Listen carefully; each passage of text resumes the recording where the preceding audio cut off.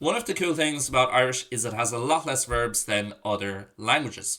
We tend to use the same verbs over and over again, normally the irregulars, to communicate different ideas. So how does this actually work? Let's take the verb study in English.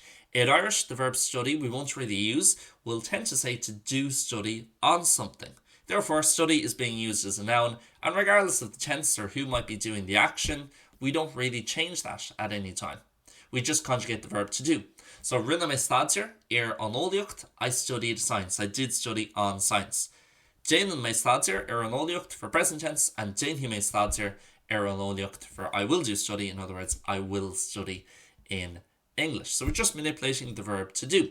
Equally, there's no verb for visit in the Irish language. How do we say it? We say to give a visit on someone. So past tense, thug me courts mochara, I visited my friend, but really we're saying I gave a visit on my friend. Equally, I give, I will give, so tugan me and torhi me in the present and the future. The court isn't gonna change.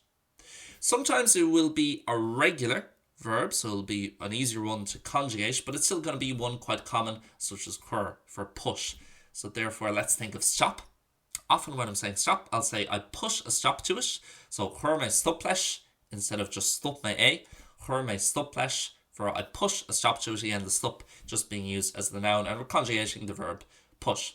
You might think this is brilliant, a lot less verbs to learn, but it's a bit of a double-edged sword because it puts even more importance and pressure, to be honest, to know the irregular verbs and know the most common verbs in the language really, really well. But if you can do that, it's going to give you a massive advantage, not just in speaking, but understanding the language and also writing, reading, and overall how comfortable you feel when something is going on as Gaeilge.